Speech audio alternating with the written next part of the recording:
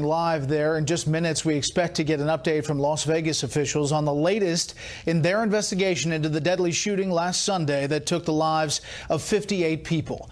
We'll take you there live when it begins. But first, what do we know about the investigation right now?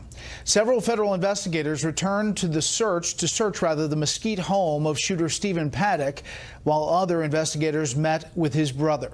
This is first responders recount for the first time the moment when they encountered Paddock in that Mandalay Bay hotel room. Correspondent Dan Springer joins us live from Vegas as we wait for authorities with what we're learning today. Good evening, Dan.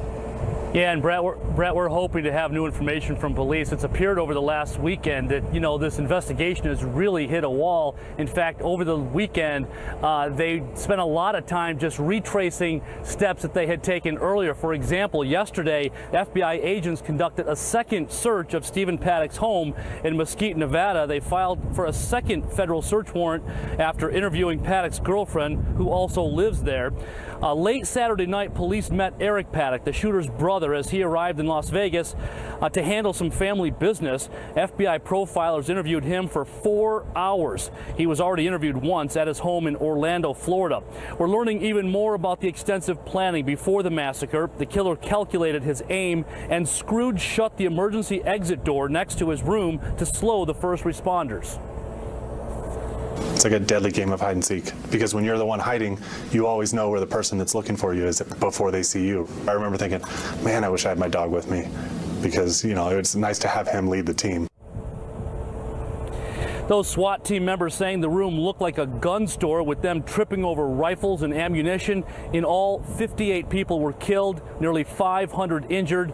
So many have helped in the healing process. Jason Aldean, the country star who was on stage when the gunfire began, was back in Las Vegas yesterday visiting some of the injured. His wife, Brittany, joined him and praised the victims for their strength. On Saturday, Vice President Mike Pence was out here also lending his prayers for the nation. Brett?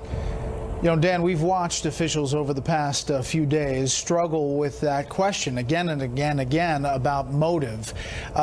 Do we think that tonight that they are indicating any change, at least heading into this briefing that we're moments away from, on that front?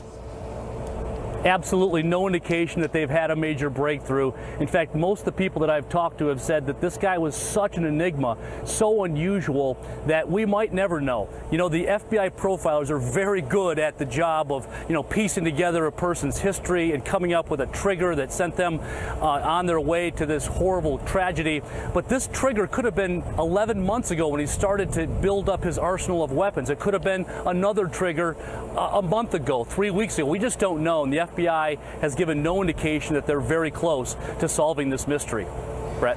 Hearing from those first responders as they went into that Mandalay Bay room, you can hear the danger that was involved there. There were some thoughts about whether there was anybody else in that room. There was somebody, there was a charger that didn't fit his phone. Let's listen in, Dan, to the authorities. They just took the podium there in Las Vegas.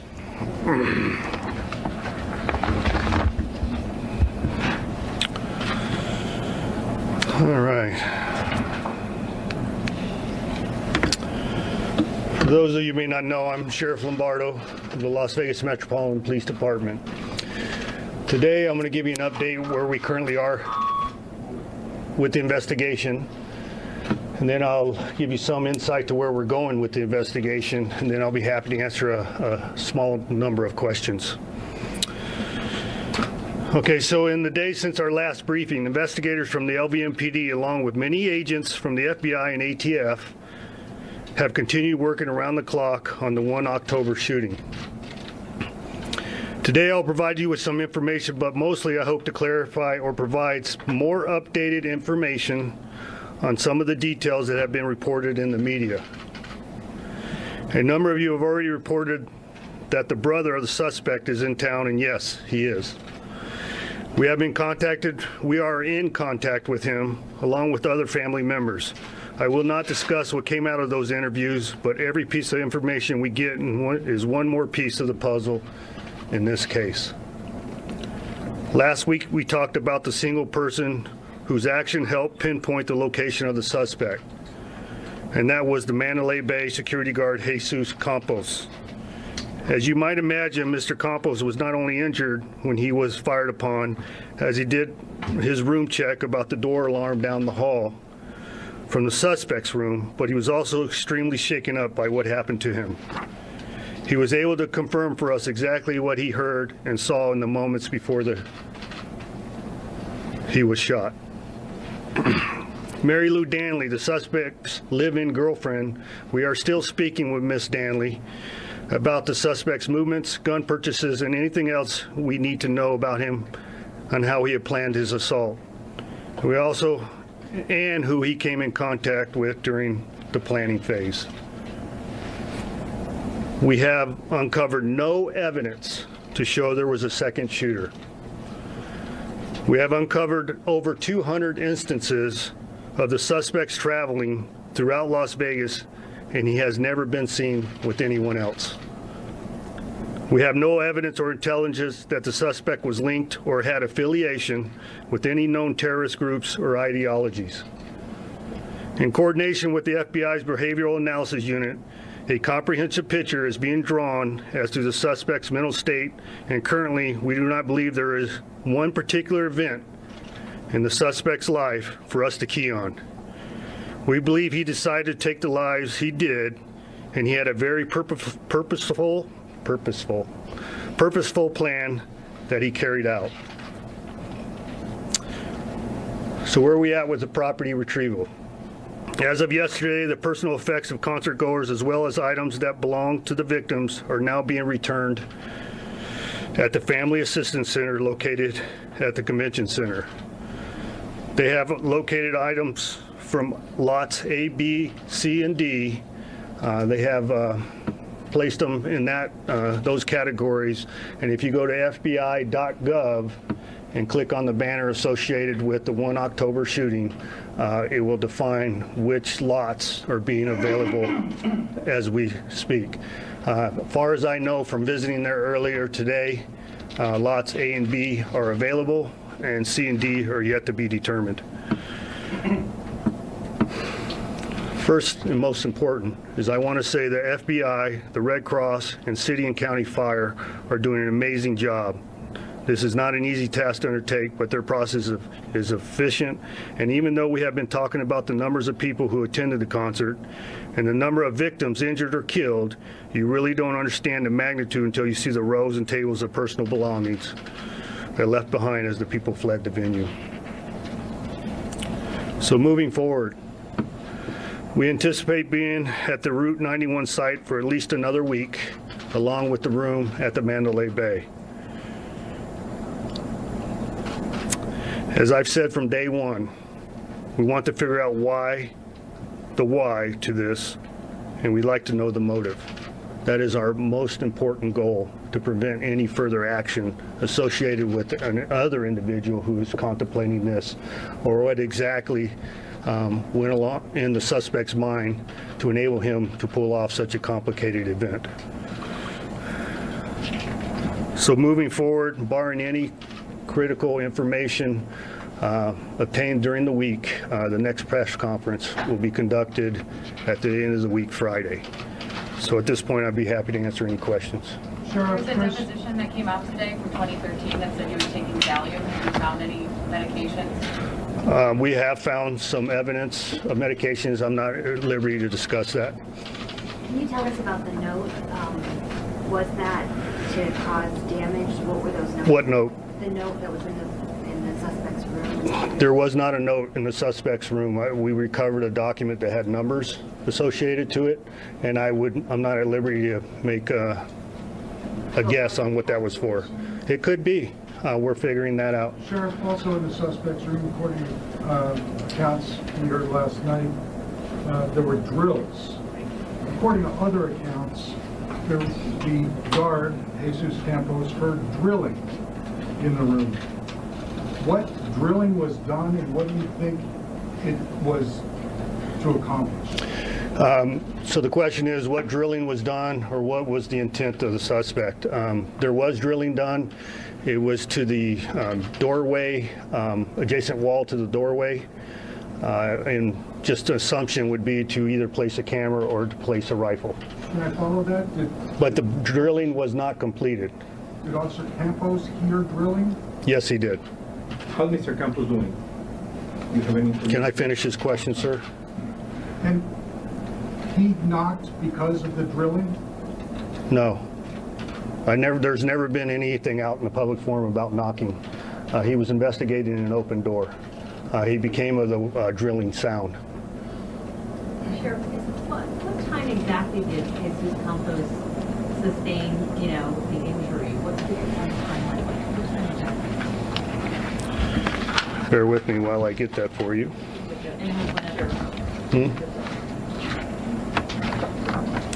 Well, it's fairly simple for me to obtain. What was the question, ma'am? Can I also ask, in the days... What was the original question? What time he got sustained the injury?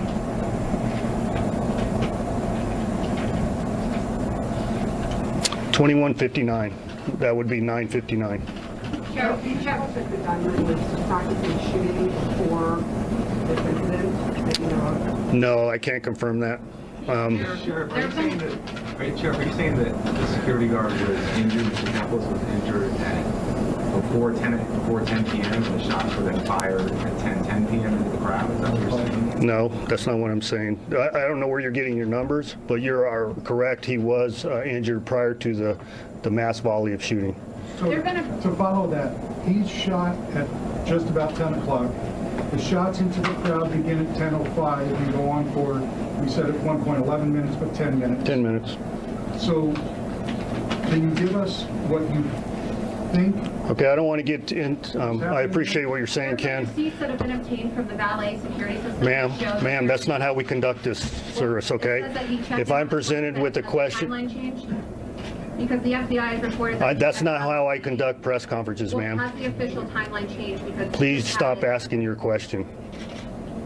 There's a decorum that we have here, and I will finish Mr. Ritter's question. Thank you. So if Officer Campos or security guard Campos was shot at just before 10 o'clock, and the shots out the window, as you described them, there were So let me help you with that, Ken, because you picked up on it. Yes, the timeline associated with the original shot and Mr. Campos has changed through investigation, as I have conveyed to you from the very beginning.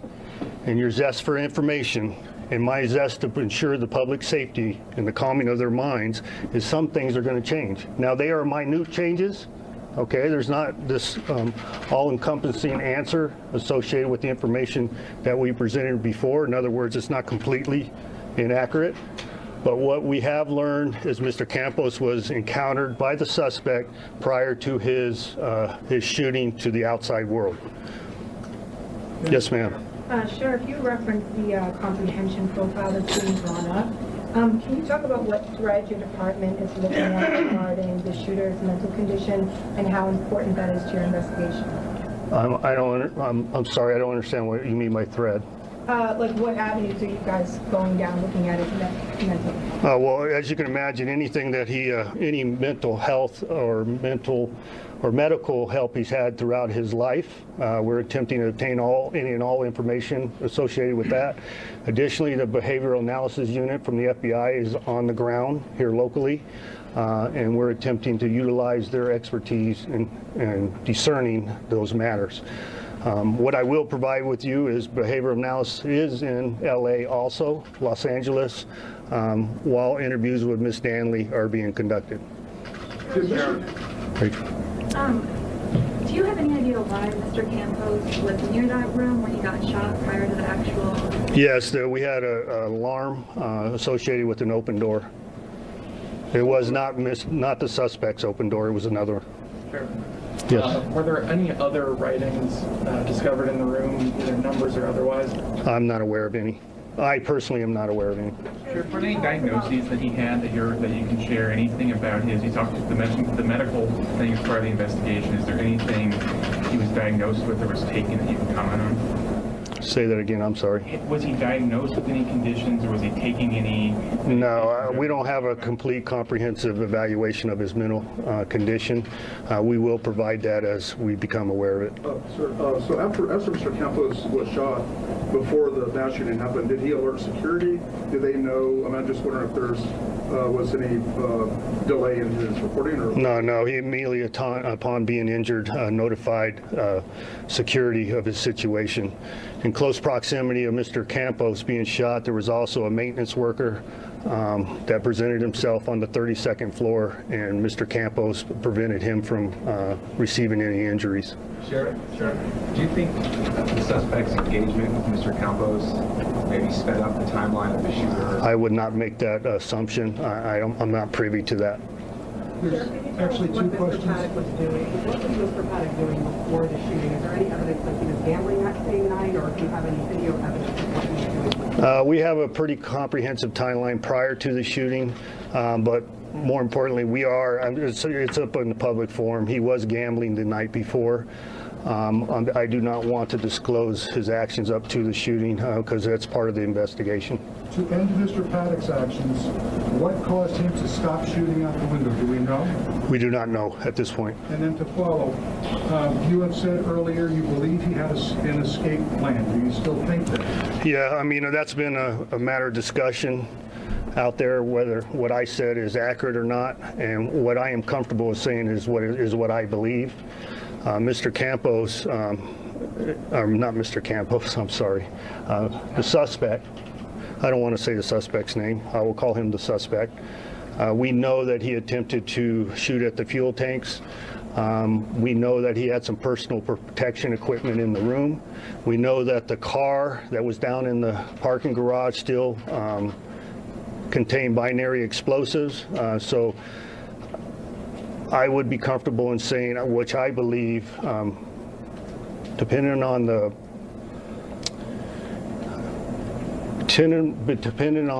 the splash he made during the shooting, would it enable the first responders to be directing their attention in other locations, which would enable Mr. Paddock to just leave the hotel. And we do not know whether he had planned to cause additional harm outside of what occurred at Mandalay Bay. Was there ever a trigger mechanism found that would have led to the car? A trigger mechanism? We talked about finding electronics in the room. We talked about Oh, you mean something that would no, the explosives were not set up to detonate with a trigger. So, Sheriff, is it your belief? Yes, ma'am. Did the security guard, and when did the police know that the security guard was shot? Before the gunshots at 10:05 p.m. or only after the active shooting began? They weren't aware of him being shot until they met him in the hallway after exiting the elevator. Sheriff, when did he check into the hotel? And what date did he check into the hotel? Best of my recollection, we have information on the 25th. I had told you previously the 28th. We're trying to confirm his actions between the 25th and the 28th. I'm under the belief that he was not occupying the room between those days. Sure. What medication specifically was he taking? I already said that, ma'am. I can't answer that question now. Can you address specifically, you said that you don't want to say the suspect's name. Can you just briefly talk about why that is? Why? Because I don't want to sensationalize his actions. I believe if he doesn't have a name, nobody can relate to him. Sure. Yes, sir. Sure. In the back. In recent days, we heard reports about cell phones found in the suspect's room. How many cell phones were found, and was there any sort of indication that he might have been communicating with anybody? Aaron, do you have that information? I don't think it's prudent to give that out. Okay. No, we don't have that number. I don't know the number personally. Sure. You mentioned that something about how you had observed his movements over 200 times in the valley. Can you talk about where he was going, what he was doing? No, I can't reach. I wish I could give you a comprehensive timeline and his movements. That would assist us in developing possible witnesses, but we're still running that down. It's still a really comprehensive evaluation of all the electronic equipment associated with this individual, and that's going to take quite some time. What I am proud of is how far we've gotten to this point.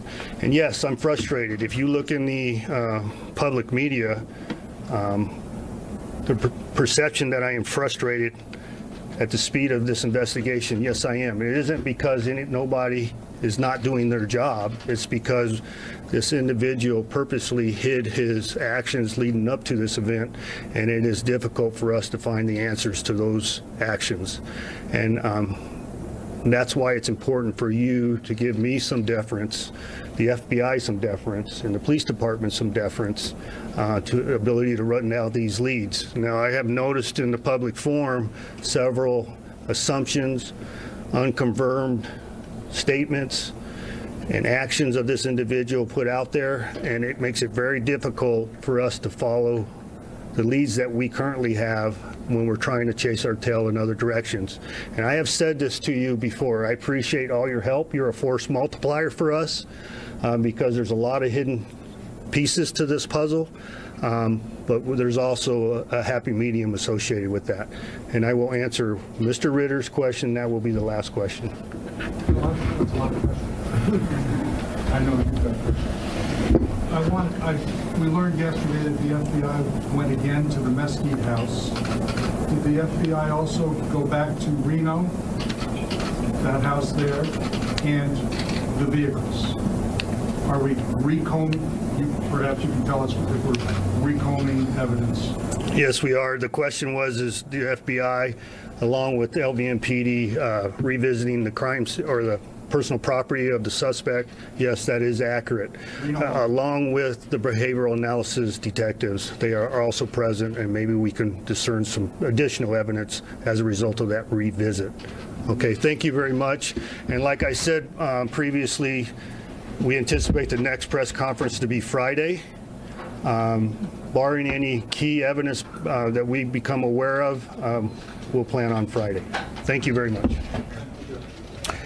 Las Vegas Metropolitan Sheriff Joe Lombardo wrapping up where they are in this investigation and frankly admitting that there is not a lot of progress on the motive behind Stephen Paddock, the shooter who killed 58 people and wounded hundreds more, saying there's no evidence of a second shooter at all, no evidence of any tie with terrorist groups or terrorist ideologies as of yet, evidence that he was taking medication, wouldn't go into the specifics, said that a security guard at Mandalay Bay, Campos, was actually shot before the attack, before the shooting on the concertgoers. That timeline we didn't know before, and would not say why Paddock stopped shooting or what caused the shooter to stop shooting that night. Said that there was a possible escape, but wouldn't go into specifics. Said that he had shot at fuel tanks across the street, and that there in the parking garage was in fact a car, as we had heard of, filled with explosives, and that it was the sheriff's belief that he had plans possibly to do other things after that shooting that night. We will continue to update this investigation as we get more. As he said, the next news conference likely not until Friday unless they break through with something. Now to other news that we're following today. The Trump administration wants action on immigration, and they're giving Congress an ultimatum. It can protect 800,000 so-called dreamers if lawmakers also adhere to a list of principles to crack down on illegal immigration. The president's plan includes constructing a border wall with Mexico, adding 10,000 immigration officers, and penalizing sanctuary cities. The guidelines came out the same day Republican Senator Bob Corker took President Trump to task in a highly personal and public feud. What began with a spat on Twitter over political support turned into the retiring GOP senator suggesting the president treats the office like a reality show and his actions could start World War III. Correspondent Kristen Fisher is on the North Lawn tonight with two of those big stories coming out of the White House tonight. Good evening, Kristen. Good evening, Brett. This list of demands represents a complete overhaul of U.S. immigration policy. It ranges from improving border security to beefing up enforcement, and at the very top of the list is his signature campaign promise. President Trump is telling lawmakers to fund and build his border wall, or else any deal protecting dreamers is dead. In a letter to Congress yesterday, he said that, quote, these findings outline reforms that must be included as part of any legislation addressing the status of deferred action for childhood arrivals or DACA recipients. Other reforms include stopping sanctuary cities by denying federal funding, hiring 10,000 additional ICE agents and 300 prosecutors, establishing a point-based system for green cards, and ending asylum abuse and chain migration. That's when the extended family of legal immigrants are given a smooth path into the country. The list is being praised by his base as proof of a president keeping his campaign promise. But it's being slammed by Democrats like Texas Congressman Joaquin Castro, who says it lacks basic humanity. This proposal is a Breitbart Christmas list of anti-immigrant policies.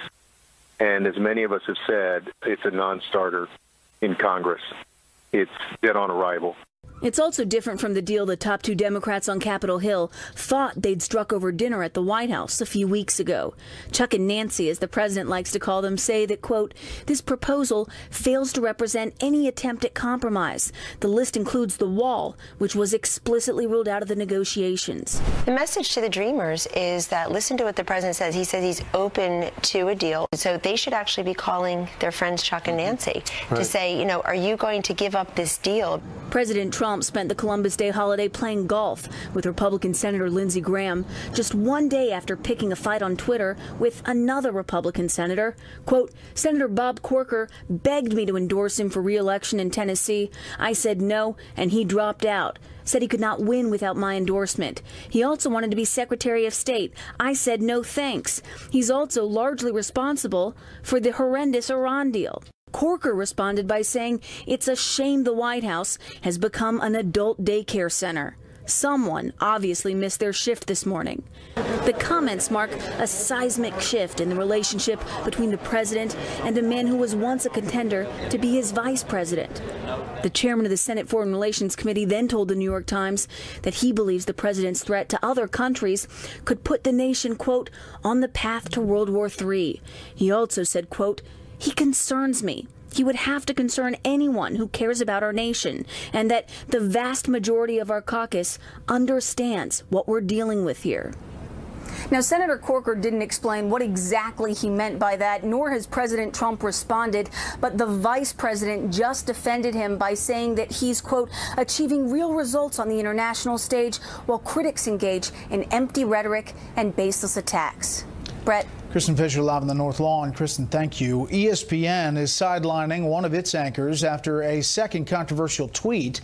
The company putting out a statement today saying it is suspending Jameel Hill for 2 weeks for violating its social media guidelines. Hill called for a boycott of Dallas Cowboys advertisers in the wake of reports that team owner Jerry Jones will bench any player who does not stand for the national anthem. Last month, Hill created uproar after she called President Trump a, quote, white supremacist on Twitter. Vice President Pence is in California this week, but it's his visit to Indiana Sunday that most people are still talking about. Vice President walked out of a football game between the Indianapolis Colts and the San Francisco 49ers after some players knelt during the national anthem. He said it was because he did not want to dignify the demonstration. Vice President's actions were also praised by President Trump on Twitter, drawing many to conclude that this was a stunt orchestrated by the administration because many in the NFL, especially on the 49ers, have been kneeling in protest for weeks. With the information that I have, the last time he's been to a Colts game is 3 years ago. So this looks like a PR stunt to me.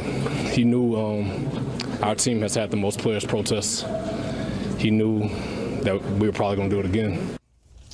Senior political analyst Britt Hume joins me now with his take. Good evening, Britt. Well, I mean, there's all this talk about a stunt, but obviously the kneeling is its own kind of stunt in a way, suggests, you know, making whatever point they want to make. But what's your take on this? Well, I think you can take the view that says the players are performing these stunts, some of them week in and week out. And the administration, the person of Vice President Pence, have responded to that by a kind of a counter stunt. I think you can say they're both stunts, or they're neither are stunts. I don't see how anybody could seriously argue that what the players have been doing is not a stunt, and what the vice president did is a stunt. So I think any kind of sensible and balanced look at this thing would say that they're both doing the same thing. These are political actions, Brett. Both of them are political actions. The administration tonight, I guess, or the Trump team is trying to fundraise off this. This is what you expect with political acts, that they think they have a winner here, that the overwhelming majority of fans and the overwhelming majority of voters will side with the president and his vice president on this idea of respecting the national anthem, and they can fundraise off of it. So politically, in your mind, this is a winner for the administration, despite the hackles about the trip to Indianapolis costing X amount of dollars and stepping on Peyton Manning's big night or whatever they're saying in Indianapolis? I'm somewhat amused by a lot of liberal critics of the vice president suddenly developed a deep concern about our budget after years in which the deficit was exploding, and now they're concerned about this. My sense about this is what happened is the vice president was going out there to his home state and his home team's event to celebrate the career of Peyton Manning, who won a Super Bowl while playing for the Indianapolis Colts, and they had an event before the game for him to honor him, and I think he was principally there for that. I have no doubt that he and the president decided ahead of time that if the players were to stage or to kneel, that he would walk out. I think it probably was planned. But, politics on both sides, seems to me. All right, Brett, as always, thank you. You bet. The Trump administration takes a swipe at President Obama's landmark climate agenda by keeping a campaign promise to coal country. How he plans to do that next.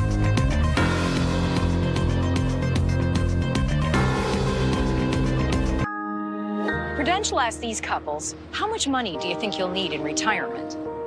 Then we found out how many years that money would last them.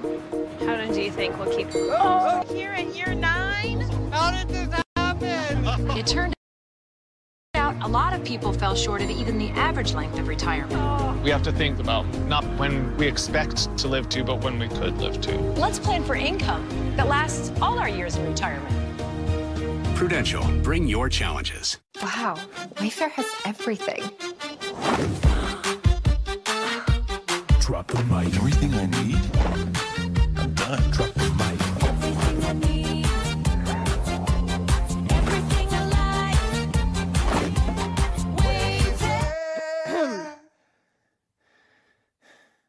Wayfair. Drop the mic. Everything home, all in one place. So get it done. Visit Wayfair.com today.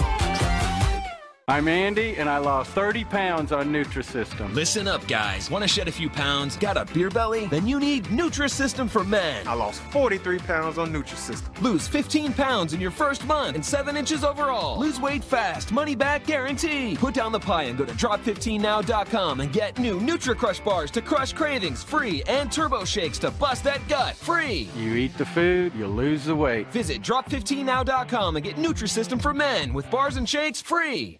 With the Home Advisor app, it's easy and free to find home pros for any project, from a simple repair to a major remodel. Tell them what you need and get connected to top-rated local pros. Start your next project with Home Advisor. Booking a flight at the last minute doesn't have to be expensive. Just go to Priceline. It's the best place to book a flight a few days before my trip and still save up to 40%. Just tap and go. For the best savings on flights, go to Priceline. 1 year ago today, Mom started searching for her words, and my brother Ray and I started searching for answers. When it's time to navigate in-home care, follow that Bright Star. Because Bright Star Care earns the same accreditation as the best hospitals. And Bright Star Care means an RN will customize a plan that evolves with Mom's changing needs. Because Dad made us promise we'd keep Mom at home. Call 844-4Bright Star for your free home care planning guide.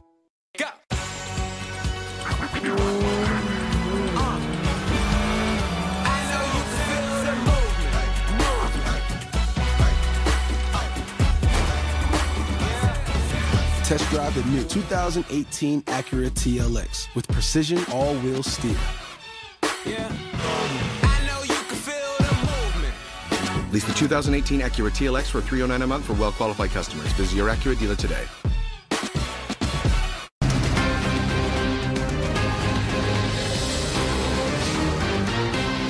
Defense Secretary Jim Mattis is reiterating the U.S. military will be ready for action against North Korea if it comes to that.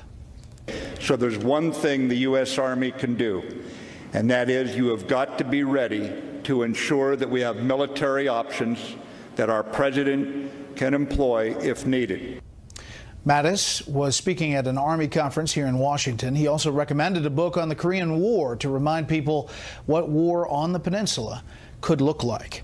The Dow closed out this Monday down nearly 13. The S&P 500 was off almost 5. The Nasdaq closed down 10.5.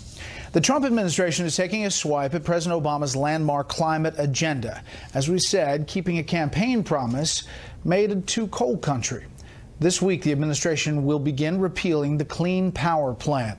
Environmental Protection Agency Chief Scott Pruitt made the announcement today in Kentucky alongside Senate Majority Leader Mitch McConnell, in a move that, as you can imagine, is already infuriating critics. Correspondent Griff Jenkins has our report from Hazard, Kentucky tonight. Tomorrow in Washington, D.C., I'll be signing a proposed rule to withdraw the so-called Clean Power Plan of the past administration. It was welcomed news in eastern Kentucky. EPA Administrator Scott Pruitt announcing the administration's proposal to repeal President Obama's signature climate regulation. There's lots of uncertainty across the country about the legality of the Clean Power Plan. Lots of questions about whether the authority is there in the Clean Air Act. And so we're going to withdraw that and move forward. Created in 2015, the Clean Power Plan, or CPP, was Obama's policy answer to reducing carbon emissions at power plants nationwide. By 2030, carbon pollution from our power plants will be 32% lower than it was a decade ago. But the Supreme Court stayed its implementation in 2016 after legal challenges from 27 states, led by then Attorney General of Oklahoma, Scott Pruitt. It's because they believed there was a likelihood that that was not lawful. Not everyone agrees. The Sierra Club supported this CPP and says any repeal of it will cost lives. Quote, the damage caused by Trump's willful ignorance will now have myriads of human faces because he's proposing to throw out a plan that would prevent thousands of premature deaths and tens of thousands of childhood asthma attacks every year. In coal country, Kentucky Senator and Majority Leader Mitch McConnell says the announcement is a step in the right direction. So this is a sign of hope. It's clear, as the administrator said, the war on coal is over. It doesn't necessarily mean overnight a return to some of the years that we had a while back. And for mining machinery company owners like John Combs, it's a chance to rebuild business. Our company grew from 26 employees to 64. And then over the last 7 or 8 years, we're down to 23, 24 people. And the future looks bright, and we are certainly implementing the necessary steps to grow with it. The effort to repeal CPP will almost certainly be met by new legal challenges. While here in eastern Kentucky, there were more than 15,000 coal mining jobs when President Obama took office. Today, there's less than 4,000. Brett? Griff, thank you. Christopher Columbus becomes part of the national debate over historical monuments coming up on this Columbus Day. A look at the explorer's past that's now under fire. First years of some of our Fox affiliates around the country are covering tonight. WSVN in Miami, where Miami Dolphins offensive line coach Chris Forster resigned today after a video surfaced on social media appearing to show him snorting cocaine. The team said they have, quote, no tolerance for this behavior and accepted his resignation. Forster said he accepts full responsibility for his actions and is seeking treatment. Fox 25 in Biloxi, where Hurricane Nate made landfall over the weekend as a Category 1. The storm surge from the Mississippi Sound littered Biloxi's main beachfront highway with debris and flooded a casino's lobby and parking structure. However, there were no storm-related deaths reported and no signs of widespread damage. And this is a live look at Oakland, California from Fox 2, our affiliate there. The big story there tonight, more than a dozen wildfires that have destroyed more than 1,500 homes and buildings in wine country. California's governor today issued a state of emergency for Napa, Sonoma, and Yuba counties due to the fires. Gusty winds have fanned the flames and smoke, forcing the evacuation of some 20,000 people, including a new evacuation of the Silverado Resort that just finished a PGA tournament last week. That's tonight's live look outside the Beltway from Special Report. We'll be right back. Coney Island has been around for a long, long time. Reminds me of how Geico has been saving people money for over 75 years. First date? Hey, big guy, come on in. Let me guess your weight. Win a prize. Sure, why not? 12 ounces? Sorry, mate, 4 ounces. I've been taking the stairs lately. You win, big guy. Sorry. Excuse me. Wow, he looks so much more real on TV. Yeah. Over 75 years of savings and service. Get your rate quote today. Landowners, Mahindra's inventory clearance sale is going on now. We're reducing prices like never before on the toughest utility vehicles on earth. Like a Mahindra XTV 750S as low as $135 a month. Or get up to $3,450 in cash back and savings. Plus, Mahindra's 3-year limited powertrain warranty comes standard. Hurry in for clearance savings and get your work done, America.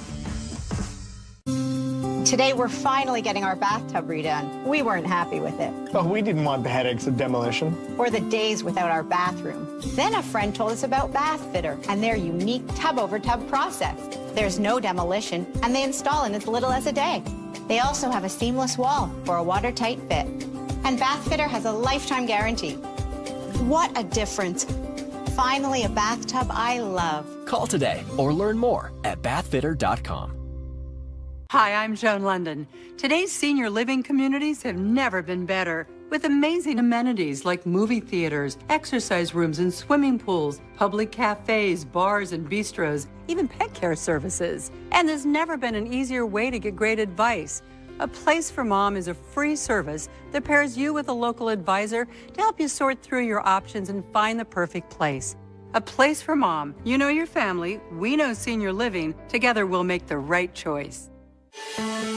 Did you know that silver is considered one of the world's most useful commodities, second only to oil? You could invest in an oil field, or you can buy silver, the world's miracle metal. With endless uses in green energy, electronics, and medicine, discover why the experts say silver is the new oil. Silver is actually my favorite investment, particularly at this price. I think silver is going to $200 an ounce. I love silver. Call Lear Capital at 1-800-262-1881 to get this special report, Vanishing Silver, and Experts DVD. Plus, first-time callers also get this 1-gram silver bar free. Discover why Rich Dad Poor Dad's best-selling author Robert Kiyosaki loves silver and why these experts see silver as a win-win investment. Learn how to protect and grow your hard-earned savings. Remember, first-time callers get this 1-gram silver bar free. This offer ends soon. Call 1-800-262-1881. 1-800-262-1881. Michigan's chief medical executive now faces a charge of involuntary manslaughter over the Flint water crisis.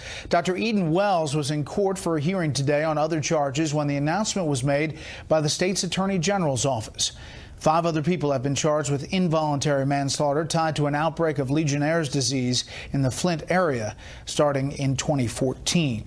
It was the moment many critics cringed over, the video of President Trump throwing paper towels to hurricane survivors during a visit to Puerto Rico last week. Many were wondering just what the president was thinking at that moment. Well, now we know. In an interview with former Arkansas Governor Mike Huckabee, the president said the people loved those actions. They had these beautiful soft towels, very good towels. And I came in and there was a crowd of a lot of people and they were screaming and they were loving everything. And I was having fun. They were having fun. They said, throw them to me, Mr. President. And so I'm doing. The president also told Huckabee that this was just another example of the media not treating him fairly. It is Columbus Day, a national holiday here in the U.S., but one that doesn't come without controversy. Recently, statues honoring Christopher Columbus have become part of the national debate over historical monuments, as protests have defaced some of those markers around the country. Tonight, correspondent Doug McElway shows us the past of a celebrated and now targeted explorer. The truth about Columbus is that he didn't really bring anything other than genocide and slavery and violence to indigenous people of this land, and he's not somebody who should be celebrated. It is an increasingly common sentiment about Christopher Columbus. 4 states and 55 cities are now celebrating October 9th as Indigenous Peoples Day. Christopher Columbus represents genocide! New York's Columbus Circle statue remains under 24-hour guard. This fall, it was among scores of Columbus monuments across the U.S. who have been vandalized. Traditionalists see the movement as an anti-intellectual, revisionist history enabled by a mob mentality. What these organizations are doing to try to deface Columbus statues is un-American, and it's outrageous. On college campuses, too, the pendulum has swung far to one side. The Chronicle of Higher Education reporting on Saturday that an essay entitled "The Case for Colonialism" has been withdrawn due to credible threats of personal violence to the journal's editor. No wonder that scholar William Connell, who sees both good and bad in Columbus, treads carefully when asked about revisionist history. History's always being revised. I prefer the word correction. Connell acknowledges Columbus enslaved the people of Hispaniola, where he first landed. Their population was also decimated by measles and smallpox carried by the Europeans. Scholars now estimate between 50 and 90% of the population in the Americas died because of this. But he notes indigenous people were infecting the Europeans with an especially virulent form of syphilis, and that indigenous people, far from being peaceful as Columbus detractors wish, were often at war with each other. I'm a historian, so I like to preserve evidence. So I'm generally opposed to erasing our history. I'd rather have us learn about it. That appears to be the consensus of more than 1,000 New Yorkers who signed a petition urging Mayor Bill de Blasio to preserve Columbus statues in the city. Last month, de Blasio gave a special commission until December 7th to submit recommendations of what to do with New York's Columbus statues. No commission can undo Columbus's lasting influence. Nearly 40% of the world's Catholics live in Latin America, practicing the religion and speaking the language that Columbus first introduced there. Brett? Happy Columbus Day. Doug, thanks. The oldest sitting senator in the U.S. Senate says she's ready to recommit and will run for re-election. California Senator Dianne Feinstein, who is 84 years old, announced her intentions today on Twitter, saying she's, quote, all in, ending months of speculation over her political future. Up next, debating the president's guidelines for immigration reform and his battle with Senator Bob Corker.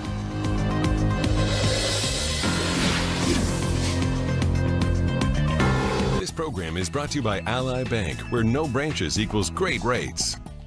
At Ally, we offer low-cost trades and high-yield savings. But if that's not enough, we offer innovative investing tools to prepare you for the future. Looks like you hooked it. And if that's not enough, we'll help your kid prepare for the future. Don't hook it, kid. And if that's still not enough, we'll help your kid's kid prepare for the future. Looks like you hooked it. We'll do anything. Takes after his granddad. Seriously, anything to help you invest for the future. Ally. Do it right. What makes this simple salad the best simple salad ever? Heart-healthy California walnuts. The best simple pasta ever? California walnuts.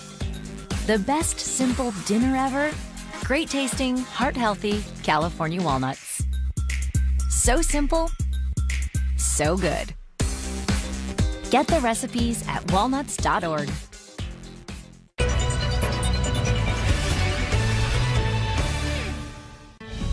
Are you a lab guy or something? I'm a surgeon. I'm Dr. Sean Murphy. Yes, he has autism. What are you looking for? What do you see? You're on organ pickup. Clock starts ticking now. We need to operate right here. This is better than having a baby in my car. TV's #1 new drama, The Good Doctor. All new tonight, 10/9 Central on ABC. I took an oath to protect the American people, and I will not let you get in the way. Designated Survivor is thrilling America again. You know what you call that? It's leadership. Lives are at stake here. Hanging around with you should qualify me for hazard pay. How fast will the superbug spread? 36 hours. We don't have weeks. We have hours. People are dying. Do you understand that? Designated Survivor. New episode Wednesday, 10/9 Central on ABC. They've also ranked us highest in the nation for mortgage servicing. If you're not familiar with HARP, it's a U.S. government program designed specifically for homeowners who have little or no equity. A great feature of the HARP program is that most HARP refinance loans do not require an appraisal, and there are fewer income verification requirements. That makes it simpler, easier, and even faster. And even if you've been denied for a HARP loan in the past, new guidelines mean that you now may be eligible. Give us a call and we'll give you a Quicken Loans mortgage review. And we'll do all we can to help you save money on your mortgage.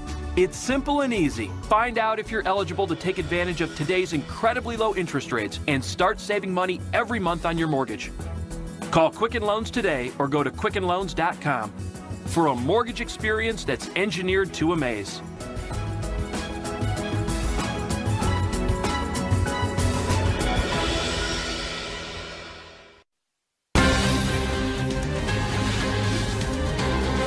We all agreed on a framework to pass DACA protections and additional border security measures excluding the wall. While both sides agreed that the wall would not be any part of this agreement, the president made clear he intends to pursue it at a later time, and we made clear that we would continue to oppose it. We're talking about taking care of people that were brought here, people that have done a good job and were not brought here of their own volition. But very importantly, what we want, we have to have a wall. We'll only do it if we get extreme security. If we don't have the wall, we're doing nothing. Well, that was September 14th and 15th. Now it's October 9th, and the Trump administration releasing its immigration principles, among them funding and complete construction of the U.S.-Mexico border wall, block sanctuary cities from receiving certain federal grants, end asylum abuse and extend family chain migration, establish a point-based system for green cards, and the pushback from Democrats was reacted this way by the administration. They should actually be calling their friends Chuck and Nancy to say, you know, are you going to give up this deal because you don't want to, why don't you want a border wall constructed? Why don't you want more immigration judges and agents? And why isn't a reasonable policy to limit chain migration? And also to stop these visa overstays and to make sure people that are flouting the law once they're here, breaking the law once they're here, go back. So where are we on this DACA deal? Let's bring in our panel. Olivier Knox, Yahoo News Chief Washington Correspondent. Molly Hemingway, Senior Editor at The Federalist, and Guy Benson, Political Editor at townhall.com. Molly. You know, it's so interesting how things work in this town. You have, on this issue of immigration, a true disagreement. You have people with really different ideas about how best to protect the economic interests of the country and security. And it seems like this is a great place to negotiate. You have people who really want to work out something for children who came here illegally, who are still in the country now as adults. And you have people who want to deal with border security, actual enforcement of our many immigration laws, and perhaps a change to our immigration policy so that it matches more like what Canada and Australia have in terms of merit-based. I think for most people in America, this seems like a perfect thing to go forward. Work on this, everybody gives a little bit here and there, and you could actually come to a plan. And yet, I don't think people think that's what's going to happen. So is this a negotiation? Is this something that Senator Schumer misunderstood and Minority Leader Pelosi misunderstood from their time in the Oval Office? Or what is this? Well, obviously, Chuck Schumer and Nancy Pelosi had an interest coming out of that meeting in the Oval Office, declaring that they had struck a deal and laying out the bill of particulars, sort of try to lock the White House. And I think Molly's right to zero in on whether this is a negotiating tactic. In other words, are things going to fall away from this White House list of priorities as the negotiating continues, or is this hard and fast? It's not really clear to me. The president in that clip said he won't do anything unless he gets the border wall. Democrats have said we're not going to support the border wall. That doesn't really set the stage for anything better than a stalemate. I guess what the definition of the wall is at some point will come into play? I think so, and I'm remembering now Michael Short, a top advisor at the White House, had seemingly confirmed about a month ago that the president had taken the wall off the table as a red line demand in this negotiation. Now it appears that the demand is back on the table. So I know some people looked at this laundry list today as maybe the art of the deal, ask big, and then gravitate sort of towards the middle after having moved the Overton window in your direction. The only problem with that theory in this situation is that the White House had already apparently given some big concessions, which they're now backtracking on. I think the leverage goes to the Democrats here because they're very happy to stand up to Trump vis-a-vis their base, and to say, you set this ticking clock, you said you want to help these kids, who we're happy to keep this as an active issue for us. Your move. I think that Chuck and Nancy, as he calls them, are probably pretty pleased with this development, actually. We are coming up into a busy legislative time where there are deadlines on a number of different fronts. One of them is the budget, and this DACA deal will factor into that. Yeah, and also there are important things like tax reform that need to come into play here. But I don't know if I agree on the deadline issue. I think it's just as much of a problem for Democrats who really want to get something worked out on the deferred action. I mean, there is a deadline, and there will be people who, by their own statements, really need to be taken care of. And if they don't do something, if they're, it's really incumbent upon people who say it's so important to